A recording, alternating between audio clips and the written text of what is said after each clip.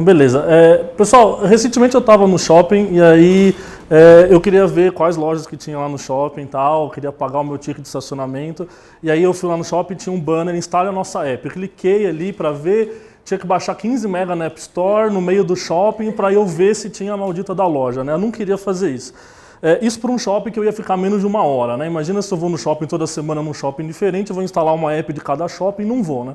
Eu acho o app uma coisa terrível para esse tipo de coisa. Eu preferia muito mais abrir um link lá no meu navegador, ver a loja que eu estou interessado, fechar a aba e já era, vou embora para casa, nunca mais vejo aquele shopping, certo?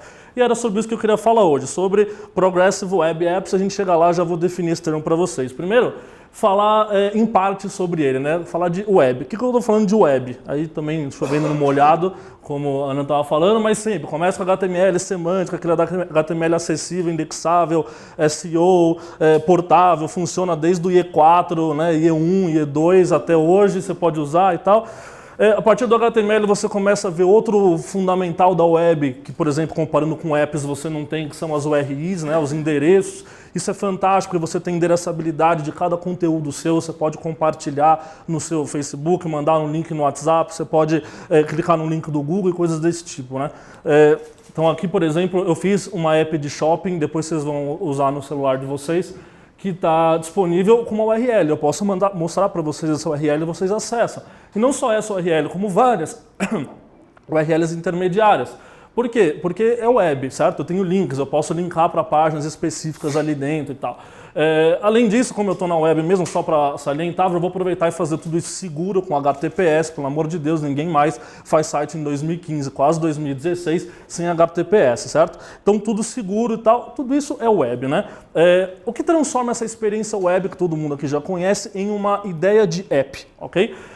Então eu posso pegar esse mesmo código que eu fiz aqui e começar a trabalhar, por exemplo, no visual dele para ele ter mais uma cara de app, certo? Para o usuário reconhecer aquilo como app. Então, por exemplo, essa daqui é a appzinha simples que se vocês baixarem aí vocês vão ver, que lista as lojas lá do meu shopping. Eu estou usando o Material Design através daquele framework do Materialize CSS. Por acaso, tá? Você pode usar Bootstrap, Foundation, ou se odeia, usa outra coisa também, né? Faz o seu próprio. Mas a ideia eu dei uma cara de app para aquilo. Então o cara clica na loja, ele vê os detalhes da loja, posso ter uma tela de entrada e tal, tudo isso na web, ok? CSS, HTML, JavaScript, aqui é o formulário de pagamento lá do ticket, enfim, coisas desse tipo, certo?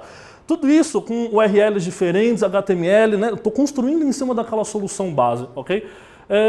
Mas ainda, para dar aquela cara de app, né, quando o cara fala, vou usar uma app nativa, a app nativa ela tem uma sensação ainda de app diferente da web, né? Então, por exemplo, navegação entre as coisas, não é clicar num link e ver aquela tela em branco rodando e encher o... certo? Mas você pode fazer isso na web hoje. A gente trabalha com Single Page Application, certo? O Ajax para você clicar num ícone e, por exemplo, fazer uma transição de página. Tudo isso JavaScript, CSS, HTML, eu não estou falando nada de nativo, nada desse tipo, ok? Inclusive, nesse exercício que eu mostrei para vocês aí, eu fiz sem framework, eu fiz só usando jQuery para carregar o cara e CSS para fazer as transições. Mas se você preferir, você pode usar Angular, Ember, Backbone, React, seja lá o que for, para fazer Single Page Application, certo? Mas a ideia com 5 linhas de jQuery eu fiz isso daqui, certo? Ele fica trafegando entre as telas. Aproveita e usa também History API para você manter a consistência das URLs, assim o cara consegue dar back mesmo numa aplicação Ajax, certo? Tranquilo também, mas 5 linhas de código você usa History API, o cara dá back, esse negócio funciona sem problema nenhum, né?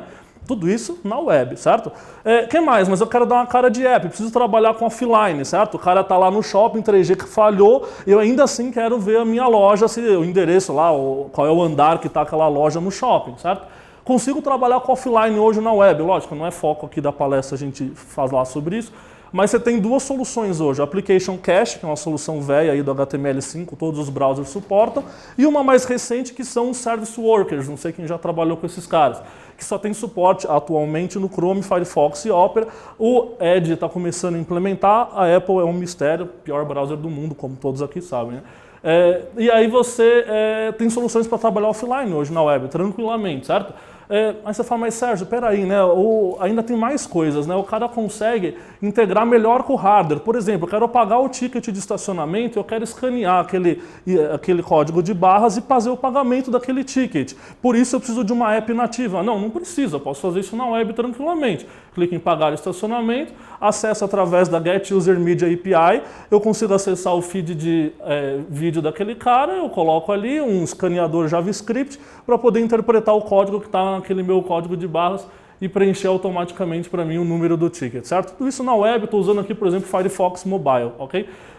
Tudo isso funciona hoje. Isso eu poderia usar para o usuário na hora. O cara está lá no shopping, ele simplesmente acessa e acabou. Não precisa daquele comprometimento de baixar 15 megas de uma app só para fazer esse pagamento de ticket, que eu vou embora daqui uma hora. Nunca mais vou ver esse shopping na minha vida, sei lá, certo?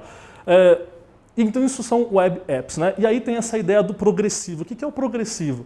Ah, mas Sérgio, a experiência do cara ter a app instalada significa que ele é um usuário fiel, o usuário ele vai poder voltar, ele vai lembrar da minha marca, tudo isso. Perfeito, você tem uma porcentagem de usuários que você fideliza. Agora lembra, a grande maioria é aquele usuário que descobre você, por acaso, no Google e ele não está interessado na sua app de 15 megas. Sinto muito. Ele está interessado naquele uso casual. Mas para aquela pequena parcela que eventualmente você quer fidelizar, você pode progressivamente transformar isso numa experiência instalável, por exemplo. Quem já usou isso no iOS, por exemplo, o iOS foi um dos primeiros a implementar isso daqui. Através de meta tags bem simples, você consegue fazer com que uma página web seja instalável na home do usuário e o cara clica. Lembra, além disso ela é offline, além disso ela tem uma experiência de app, você vai somando essas coisas, né? No fim o cara nem percebe que está numa app. Essa solução da Apple aqui, inclusive, ela precede as apps nativas no iOS, né? Quem lembra do Steve Jobs quando anunciou o iPhone? Ele falou, o iPhone não tem apps nativas, as apps no iPhone são em HTML. Depois ele deu com o burro nas águas, porque no Keynote do ano seguinte ele lançou apps nativas. Mas isso daqui precede, inclusive, o desenvolvimento do iOS nativo, ok? O ruim é que é específico da Apple, o ruim é que isso daqui tem um monte de limitações e tal, mas a parte boa é que isso aqui evoluiu. Existe hoje uma especificação no W3C chamada de Web Manifest, que você consegue, através de um arquivo JSON bem simples, fazer esse mesmo tipo de processo de instalação. Eu vou colocar o código aqui, mas não se assusta. Você pode colocar, por exemplo, ali qual que é o nome da sua app, uma descrição, o ícone que vai usar na home screen. Você pode dizer qual que é o HTML, que é a parte inicial, né? Por onde que começa a experiência da app, né? Pode até fixar qual que é a orientação da sua app, então fica retrato, paisagem. Você pode dizer o modo de execução dessa app. Então, por exemplo, quando o cara clicar no ícone, é para abrir o navegador ou é para abrir como se fosse uma app nativa mesmo, que ele chama de standalone, ok? Quer ver? Dá para só entender a experiência disso daí. Estou usando o Chrome recentemente, Chrome no Android, ok?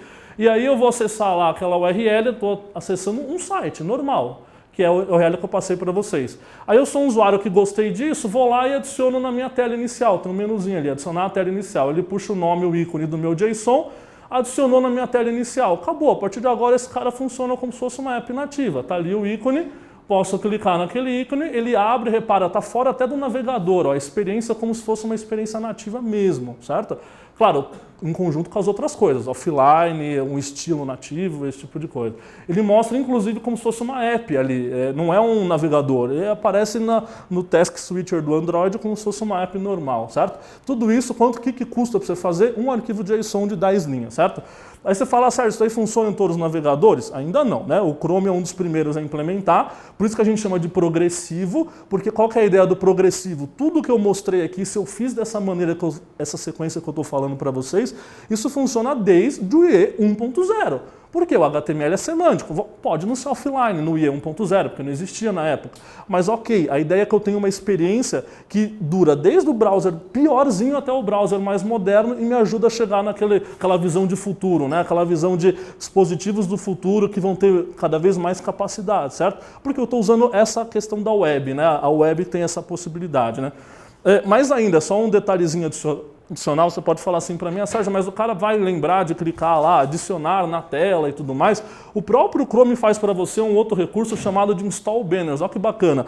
Imagina o seguinte, o usuário acessou um link, certo? Lá no navegador. Aí o Chrome mesmo nativamente percebe que o usuário volta uma vez, 2 vezes, 3 vezes naquele site. É sinal de que o cara gostou do seu site por algum motivo. Seja porque ele mora do lado do shopping, ele vai toda semana no shopping, ou seja porque ele gostou mesmo, certo? E aí o próprio Chrome Chrome ele fala para o usuário, isso aqui é nativo, tá? Isso aqui não tem nada a ver comigo. O Chrome fala assim, amigão, você voltou aqui tantas vezes, você não está interessado em transformar isso numa app na sua tela inicial? E o usuário com um clique ele vai lá e coloca. Hoje, a regra que o Chrome segue é, se o usuário acessar mais de 2 vezes o site, em 2 dias diferentes, ao longo de 2 semanas, é um número mágico, né? Ele vai mostrar isso aí para você automaticamente. Ok? Eles falam que eles vão até refinar essa regra ao longo do tempo, justo para quê? Para gerar engajamento, certo?